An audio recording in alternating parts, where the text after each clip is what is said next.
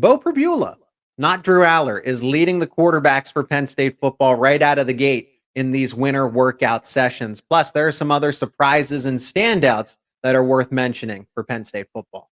You are Locked On Nittany Lions, your daily podcast on the Penn State Nittany Lions, part of the Locked On Podcast Network, your team every day. What is going on, Penn State fans? That is right. You are Locked On Nittany Lions. Thanks so much for making us your first listen and watch every single day. We are free and available wherever you get your podcasts, including YouTube, and part of the Locked On Podcast Network. I'm your host, Zach Seyko, bringing you all things Penn State sports coverage. And today's episode is brought to you by FanDuel. Make every moment more. Right now, new customers join today, and you'll get $200 in bonus bets if your first bet of $5 or more is a winner.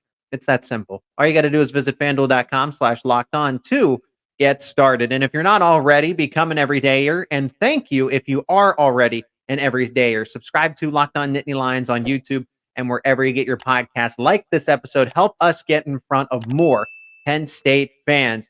And let me know down in the comments as we're talking winners, takeaways from the first two official practices for winter workouts in the offseason. Some surprises.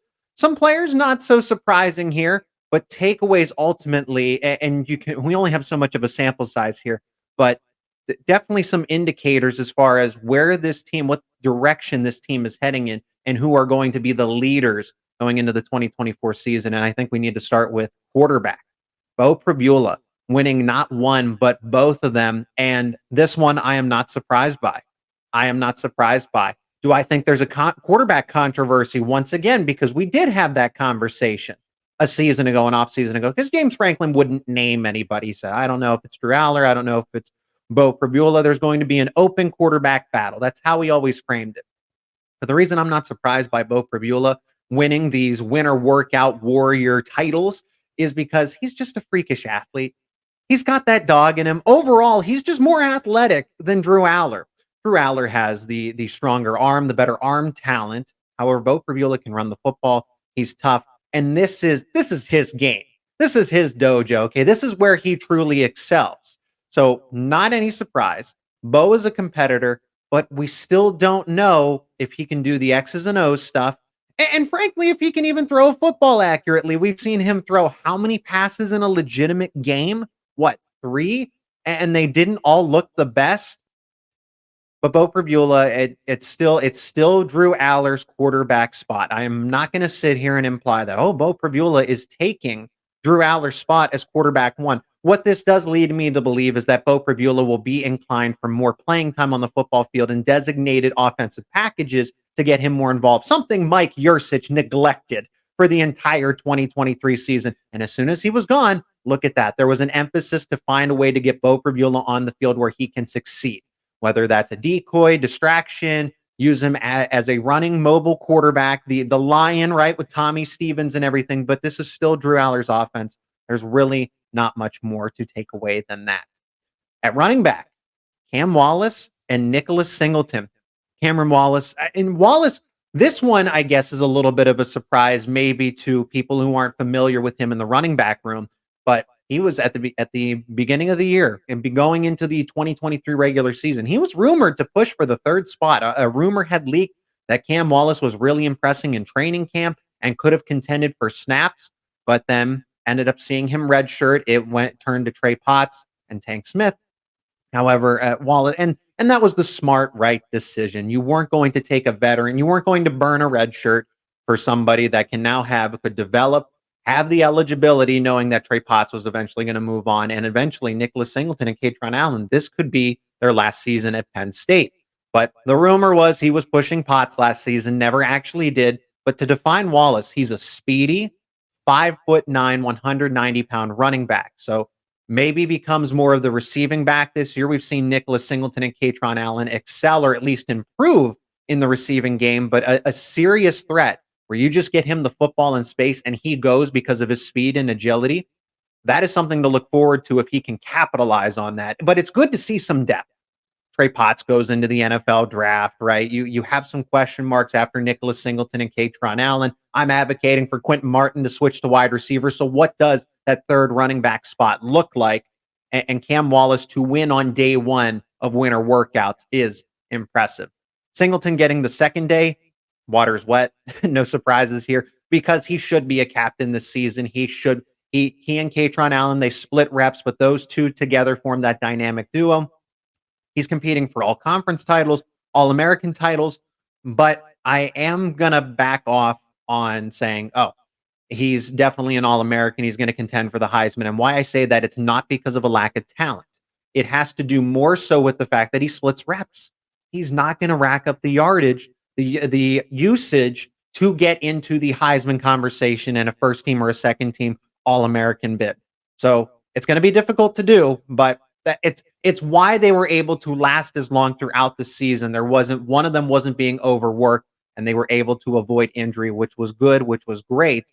And something Penn State's plan with running back has worked. It's nice to have both of them because they complement one another, and they also allow them to remain healthy and not overworked. Let's move to wide receiver. Liam Clifford and Malik Mega are your first two winners of the Winter Workout Warriors. Start with Clifford because, as far as I'm concerned, the slot wide receiver spot is completely wide open.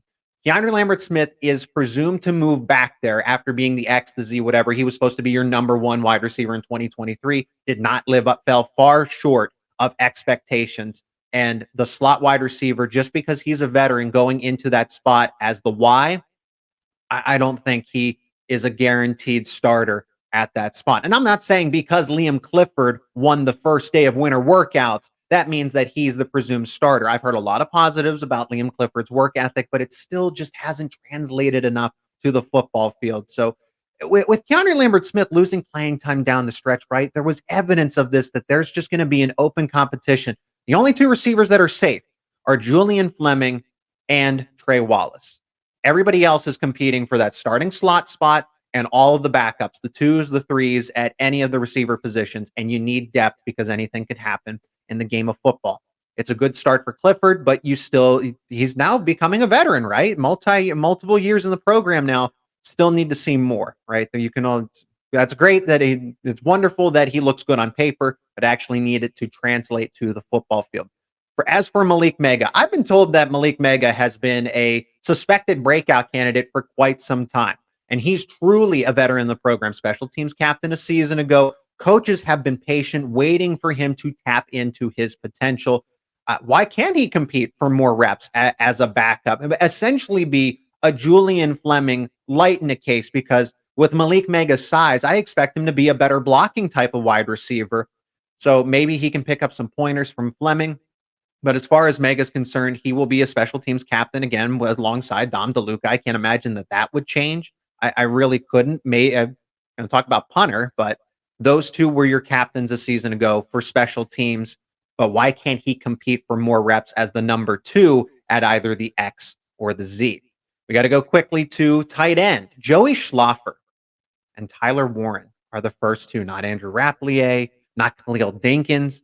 Joey Schlaffer. That's someone that has been forgotten in this tight end room, Schlaffer, because everybody talks about, and rightfully so. I've been on this show. I've been saying this on the show. Andrew Rapplier and Luke Reynolds, 5-star tight end, early enrollee, but Schlaffer is not some lowly 3-star, former 4-star, former top 10 tight end at the position in the class of 2023, just undersized. Why did he redshirt? Tight end, I've explained this before. Some listeners might remember this, but tight end is a very difficult position to transition to out of high school, because most high school tight ends are about 210, 220, and then you got to go up against 250-pound, 260-pound defensive ends and block them. Yeah, you need that red shirt. You need that red shirt season coming into, even if you're an early enrollee. But Schlaffer, that is a good sign. And I'll be honest, I think the skill level between all of the tight ends after Tyler Warren is very even. Football's a game of inches, right? I think this is the case in terms of skill level as well. It is that close between Dinkins, Schlaffer here, Rapplier, and Reynolds. Any of them could be tight end number two. I would probably lean that it's still Khalil Dinkins, but you can't sit back and tell me that any of those other names could not push for more reps and basically have a co-starter at that second tight end spot. Tyler Warren, I've said this a lot, should not come as a surprise. He was banged up last spring, which is why we didn't hear his name a lot a year ago, but should contend to be a captain. But remember, there's only two offensive spots. there's only 2 defensive spots and there's only 2 special team spots with the way that Penn State nominates its captains. And one of them, what, is supposed to go to the quarterback, right? Drew Aller's entering his 3rd year with the program. This is the year that he has to be a captain. But Tyler Warren and Nicholas Singleton make a lot of sense if they are named the offensive captains. At offensive line, this is where we will finish offense before we pivot to defense. Nick Dawkins winning both of them. That there's now you see a little bit of security at offensive line because you lost your starting left tackle, Olu Fashanu, top 10 NFL draft pick, at least a top 10 talent. We'll see what the teams ultimately decide. Caden Wallace on the other side, criticized over his Penn State career, but definitely a very good anchor at that right spot, no matter what people want to believe. And then Hunter Norzad at the center spot, which is being vacated. Now, Dawkins here has been a career backup for Penn State. Battled some injuries as well, but now shining with the opportunity and turning into probably that effective leader. Here's who he has to fend off. Sal Wormley, because there's always been rumors of Wormley's getting reps at center. Is this going to be the year that they move him over to center because they have JB Nelson and Venga Ioane as the starting guards? Does Wormley move to center in this case? And then there's Cooper Cousins. Cooper Cousins can play any of the positions, center, guard, tackle. Number 2 interior offensive line recruit in the 24/7 rankings here. But Cousins, I think, is probably going to get start. And he was the starting center at his high school too, but he can play anywhere along the line of scrimmage. He's got to fend both of them off. And just because Cousins is an early enrollee and a true freshman, I think he burns his red shirt. I think he has all the potential in the world. He was one of the main faces in this class of 2024, and he already comes in with game day college ready size at 6'6", 330 pounds. It's not going to be easy, but Nick Dawkins, this is a good sign that he could be the starting center going into training camp and the first game against West Virginia. That was offense. How about defense? I think defense, I don't think is as controversial as maybe the offensive winter workout warriors were, but still some things to point out and discuss, and we will do just that on the other side of this break. And today's episode is brought to you by FanDuel, the official sportsbook of Locked On. Happy Super Bowl Sunday to all who celebrate from FanDuel, America's #1 sportsbook. And if you're like me, Super Bowl Sunday is about scoring the best seat on the couch, grabbing your favorite football snacks, and placing some super bets. FanDuel has so many ways for you to end the season with a W, or maybe 2, or 3, or even more. Not only can you bet on who will win Super Bowl 58, but FanDuel also has bets for which players will score a touchdown, how many points will be scored, and so much more. If you like player props like I do, you can bet on Patrick Mahomes passing yards, Christian McCaffrey rushing yards, Travis Kelce receiving yards, and others. And right now, new customers, when you join today, you'll get $200 in bonus bets if your first bet of $5 or more is a winner. It's that simple. It's that easy. All you got to do is visit FanDuel.com/lockedon to sign up. That is FanDuel.com/lockedon. Make every moment more with FanDuel, an official sportsbook partner of the NFL. And the Locked On Podcast Network is making history. Locked On has launched the first ever national sports 24/7 streaming channel on YouTube. Locked On Sports Today is here for you 24/7, covering the top sports stories of the day with the local experts of Locked On, plus the national shows covering each and every league. Go to Locked On Sports Today on YouTube and subscribe to the first ever national sports 24/7 streaming channel. We'll start with defensive line and then work our way down to special teams, but start with the front of the defense and then the back end of the defense, cornerbacks and safeties. At defensive line, you get a defensive end, you get a defensive tackle. Zariah Fisher. Now, I imagine I would like to see Dani Dennis Sutton in this case, but Zariah Fisher is promising because we know that Dani Dennis Sutton is going to start at one of those defensive end positions. Who's going to start at the other?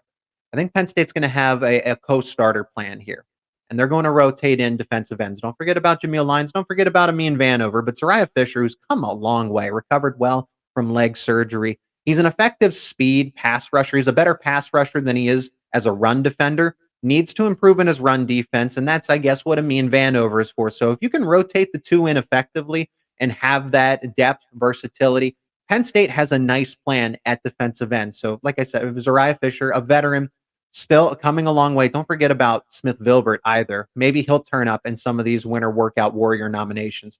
Zane Durant at the defensive tackle spot was the second one. And Durant, who is going to be, I thought was going to become one of the faces of the defense this year. But then Penn State's able to retain Hakeem Beam, Devon Ellis from going into the NFL with that extra year of eligibility. But the more the merrier in the case. The depth, Penn State likes to rotate defensive linemen to keep legs fresh. Zane Durant, extremely, extremely talented, was very burned his red shirt right out of the gate as a true freshman, started to make somewhat of an impact. Now, in year 3, let's see if he can take over and become an all-conference nominee. I won't go as far as All-American, but definitely I think could be an all-conference contender, not just a third team. I'm talking first or second team in this case. Now let's go to linebacker. The first 2 winners, Tyler Elsdon and Dom DeLuca. And I know what everybody's sitting back and saying, Tyler Elsdon, how did he win a winner workout warrior spot? Starting linebacker spot, it's up for grabs. There's a lot of competition here, and it's good to see that Elsdon and Dom DeLuca are out in front because they are the veterans in this case.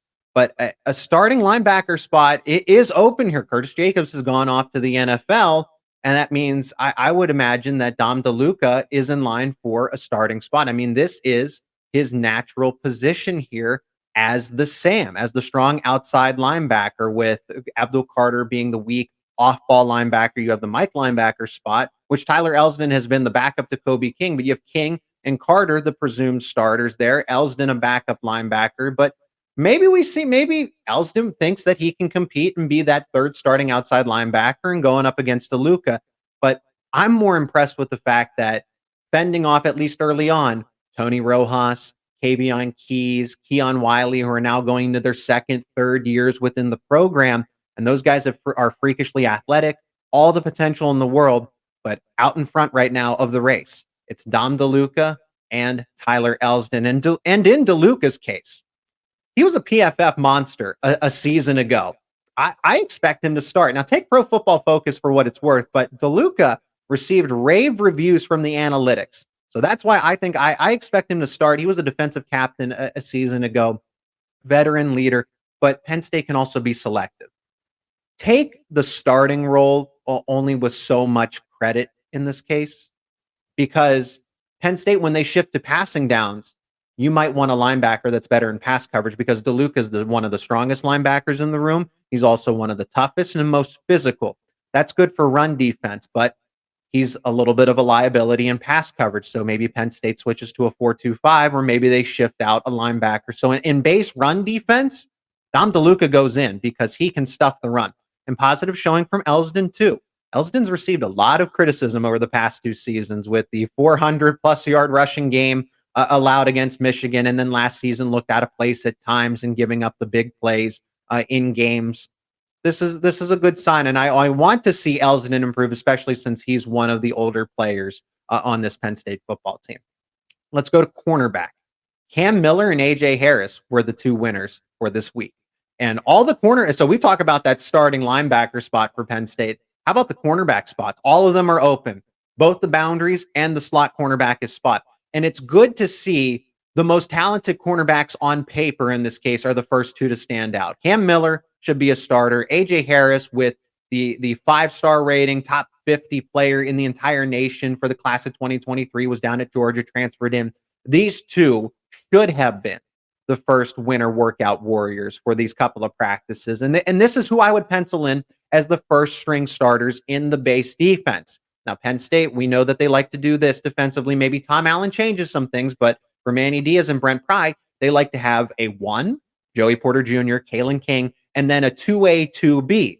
So we'll see who that ultimately is. But if we're looking for one, these 2 guys will be a starter and then a co-starter, and then looking for that mystery man who will be that third player. And then also don't forget about the slot defensive back with Daquan Hardy moving on to the NFL.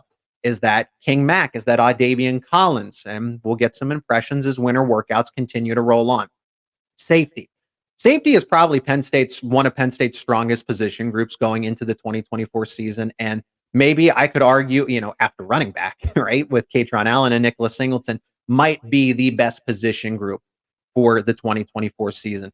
Jalen Reed and Zacchaeus Wheatley were your 2 winter workout warriors to start. Reed is underrated, does not get enough credit for what he did in this past season, deserves more credit for his athleticism, and he's good both in man and in zone. KJ Winston's getting the rave reviews, first round pick projections for the 2025 NFL draft. But Jalen Reed, I won't go and say, oh, he's a first round talent too. I need to see more, but it is not completely distant from Winston's talent.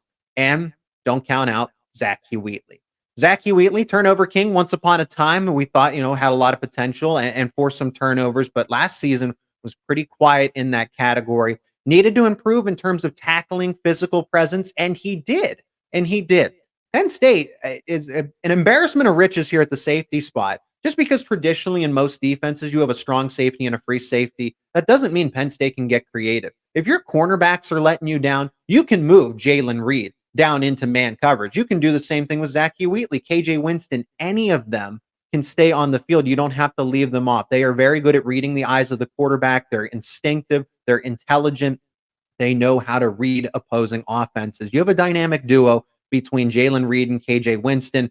And don't forget about Zach Wheatley. So all three of them could be utilized in pass defense. It would be interesting in a base 4-3 defense to have all three of them out there, but they can rotate. And again, providing depth. Hey, it works for Allen and Singleton to reduce some snaps, but they're both 100% going into the fourth quarter when all goes well. And then special teams. Riley Thompson wins day one. Sanders Sahadak wins day two. As far as Thompson, I don't find this surprising. He's one of the older players. He's one of the older players on the team coming back with the additional eligibility and has the multi-years of eligibility left in college football because he's played the Australian football. So Thompson was considered a freshman just a couple of years ago for NCAA regulations, but a veteran football player, should be all conference in the Big Ten as a punter. And if it wasn't for Malik Mega and Dom DeLuca returning as special teams captains, Riley Thompson could easily be considered a captain in that case. But what, do you take it away? Or maybe you had a third captain spot at special teams. Who knows? James Franklin can do whatever he wants in this case. And then there's Sanders Sahadak at the kicker spot. Good to see Sahadak here. I don't want him to be forgotten about because Sahadak is talented. Sahadak is athletic. But I feel like his nerves and lack of focus get in the way, overtake him when he's on the football field. This is my assumed starter at the kicking spot for both kickoffs and as the place kicker, but nothing is safe. You brought in Alex Falcons a season ago, and look what happened. You brought him in as insurance to create competition, ended up taking the starting spot and being Mr. All Reliable throughout the season. I don't know if Chase Meyer exactly holds that potential, but it's the same thing. Brought in as insurance to push Sahadak to create a competition, and point goes to Sahadak to start in this case. So those are the winter workout warriors for the first two practices, and we'll continue to update and get some impressions. And it's a small sample size, so I can't say, oh, here's who I'd like to see, but this is who is out in front at the beginning of the race in this case. Now we're going to talk some Penn State men's hockey. Like I said, this is the show to talk about all your favorite Penn State sports. We welcome back Eric Ohlson, Penn State men's hockey color commentator, to help me preview Penn State versus Minnesota out in Minneapolis, a 2-game series that is on the other side of this break. And today's episode is brought to you by Gametime. You got to download the Gametime app because buying tickets to your favorite events should not be stressful. Gametime is the fast and easy way to buy tickets for all of the sports, music, comedy, and theater events near you. And right now, all customers are getting $100 off when you buy a big game ticket with code Vegas100. With killer last-minute deals, all-in prices, views from your seat, and their best price guarantee, Gametime takes out the guesswork for buying tickets. Now, some of the things that I like about Gametime, because I've used the Gametime app, and Gametime with the last-minute tickets, you get flash deals on those last-minute tickets. So getting tickets last second, and you get discounts on those tickets. It's easy to find and buy tickets for every kind of event in your area. It's all organized for you. You don't have to go looking around to see. It's all presented to you. And just like that, you also get views from the seats at each venue. So you get that point of view. You're not second guessing. You're not wondering when you show up for the event because you know what it's going to look like from your seat. Lowest price guarantee and event cancellation protection make Gametime all that much more better. Gametime is the only ticketing app that gives you complete peace of mind with your purchase. So take the guesswork out of buying tickets with Gametime. And right now, all Gametime users get $100 off a big game ticket when you use code Vegas100. Terms apply. Just download the Gametime app. Use code VEGAS100 for $100 off a big game ticket. Or if you're not going to the game, use code Locked On for $20 off your first purchase. Download Game Time today. Last minute tickets, lowest price, guaranteed. And remember, if you're not already becoming everydayer, subscribe to Locked On Nittany Lions on YouTube and wherever you get your podcasts for the latest analysis around your favorite Penn State sports. And in this final segment, we're talking about one of those favorites. It's Penn State men's hockey, as they have a series out in Minnesota this weekend. We welcome back Penn State men's hockey color commentator Eric Ohlson to the show to discuss this one. You can follow him on X, formerly known as Twitter. You can also listen to him broadcast alongside Brian Tripp on GoPSUSports.com. Eric, I appreciate the time. This series against Minnesota is all too important because right now Penn State is tied at 23rd in the pairwise, but on the outside looking in, you have some momentum coming off the Ohio State series, but this is, of course, a top 10 Minnesota team. Not the same Minnesota team that went all the way to the NCAA championships, but they're still very talented. They're very good. They have stout defense, a stout goalie, and Justin Close. But Penn State, like I said, they need this one. Coming off of the bye, coming off of a series sweep of Ohio State where they won both games 4-3, I like that they have some momentum. You couple that with some rest. I think the timing lines up perfectly to where I expect Penn State to at least split this series in Minnesota, albeit it is on the road. That's difficult. They split with Minnesota last time at home, but they at least split again with the possibility they're going to be in both games. But if they don't split the series at a minimum, I'm concerned for this team moving forward. So what are your expectations? And what does Penn State need to do to ultimately win at least one of those? Well, for me, Zach, the expectation is probably a split. I think that's absolutely realistic. Okay. A sweep would be incredible if it happened for Penn State. Yeah. And it's something that could happen. You know, if I remember correctly, they have never swept in Minnesota. They've come close before. I'd have to go and double check, so don't quote me on that, but I'm pretty sure they've never swept up in Minnesota. And well, maybe a couple years ago. I don't know. I got to do my homework on that just to confirm. But Penn State typically plays well in Minnesota. I'll say that. They typically play well. This year will be a little bit different because it's a different size sheet of ice. Minnesota going reducing their size from Olympic ice, 200 by 100 to now. I think they're down to.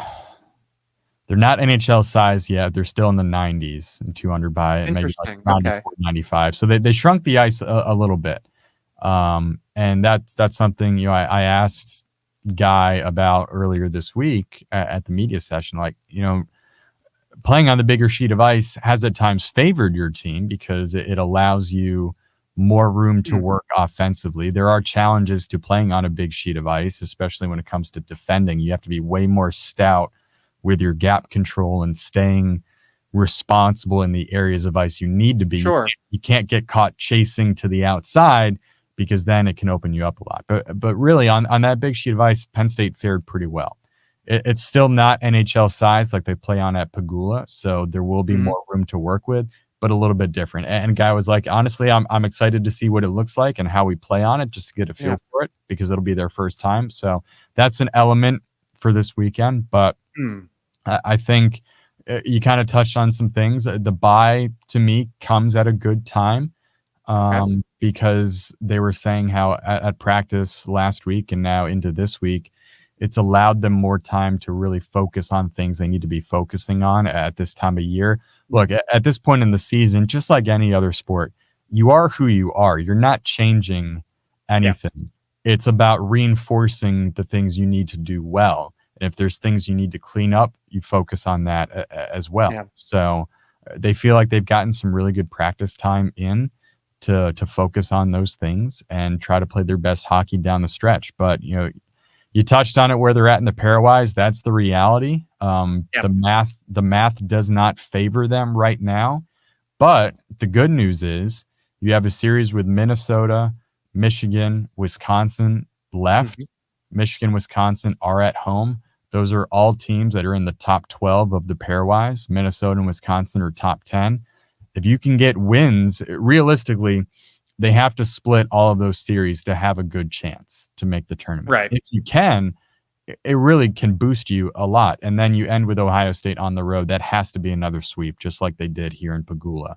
And then you need a win in the first round of the Big Ten tournament. So it's a lot of adversity in front of them to make the tournament, but the team knows that. They're aware of that. All they can do is go out and take it game by game. And that's what they're going to do. That's what they preach. Mm-hmm. So, yeah, go ahead. No, and I was going to follow up with that. So in the case of Minnesota here, because I agree with you, there's definitely a path. It's not that Penn State is a bad hockey team. They're a good hockey team, but they played such tough competition. You know, do I look at the Notre Dame series and I say that's a series where they should have split? Absolutely. But they play. Michigan State's been in the top 10. Wisconsin has had this incredible turnaround there in the top 10.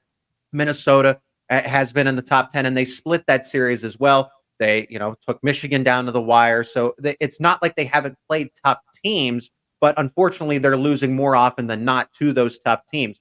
This time around against Minnesota, Penn State just lets up, I feel like, even against Ohio State, and I'm glad they were able to pull it off, but too many easy goals. The Buckeyes were always able to respond. Minnesota is better. They're going to make you pay for allowing those easy types of goals. So is Penn State a veteran who's now, I thought he was going to be gone at this point, Justin Close. I thought he was going to be finished in goal after last season, but he is back for at least, I think, one more year, right? Maybe, I don't know his COVID eligibility, but he's still in goal, and he's a veteran, has all the experience in the world, and he is a wall. Because I know that Penn State's going to give up the easy goal, so how can they penetrate Minnesota's defense to get their own? You got to be aggressive against them. And Justin Close is a great goaltender. And you got to get in front of him. You got to get traffic. And Penn State has had success against him. It's not like he was, Kill Morris, where it just felt like didn't matter what shot you were taking, it wasn't going in. But he's a great goaltender. And he came back this year because he felt like there was some unfinished business with this team, coming a goal short of winning a national championship. So he's been having another really good year. And Minnesota isn't as good as they were last year. They lost a lot of talent to the NHL, but they still have some really quality players, and it's going to be a tough weekend. But the Nittany Lions feel like they are playing their best hockey right now. They feel like they're getting back to that, and that Ohio State really helped reinforce some things. The team has metrics that they pay attention to, that they focus on, that for them are the markers of how well they're actually playing. To the average fan, you look at the box score, and that's how you make assumptions about things, or you watch the game and you put the two and two together. You can play a really good hockey game and still lose. You can play an average hockey game, do some things right, and win or lose. Hockey's that fickle sport where anything can happen. And they feel like with what they focus on, that are the identifiers of their game, they're doing a lot of things right. So they feel like they're on the right path to playing good hockey. The biggest thing is consistency for them. And look, at times against Ohio State, they weren't consistent. And that's a hard thing to do, especially in the Big Ten. But Soulier was phenomenal that series. They don't sweep Ohio State if it wasn't for him. And that's the biggest key going into this weekend is goaltending. Soulier is going to have to go toe-to-toe with Close and outduel him. Whoever can make that extra save, that big-time save in that moment, is probably going to be the team that wins. And both goaltenders are absolutely capable of doing it. So Soulier feels like he's getting back to his game and where it should be and where it was last year. So I think there's a lot of confidence in that team right now. And the other really positive coming out of Ohio State was the power play got back on track. 5 power play goals that series is huge. And I might have touched on it the last time we talked. Special teams are such a big thing in Big Ten play because power plays can either be an equalizer when you're not playing great at that moment, or it can be something that helps you put a team away. And for Penn State, the power play helped them put Ohio State away. They had a lot of opportunities against teams like Notre Dame and Michigan State in those series where they got power plays but couldn't score, and it couldn't change the tide of that game. So special teams, again, are going to be a huge part of this weekend, capitalizing when you can, not allowing Minnesota to score on the power play. And the best way to do that is not take penalties. And that was something Penn State did a much better job of against Ohio State, not taking the bad penalties where now you're killing a lot. So a lot of positives, I think, going into the weekend and what's going to be a tough series. It's not an easy place to play up there in Minnesota, but it's a barn where the team really has found success in the past, managing to get splits up there. Let's see if Penn State can build a winning streak. They go into the series Friday and Saturday. Penn State going in 12-11 and 3 overall. Minnesota 16-7-5. Minnesota number 9 in the pairwise. Penn State tied at 23. And on Friday, you can watch that one at 7 p.m. Eastern time. That one's actually going to be on Fox Sports 1. And then on Saturday the 10th at 4 p.m., both out there in Minneapolis. And if you want to listen to Brian Tripp and Eric Ohlson himself on the call, you tune in on gopsusports.com for both of those games. Eric, I appreciate the time as always. Safe travels, and let's see if Penn State can pull this off. Thanks again. Yeah, I appreciate it, Zach. Thanks.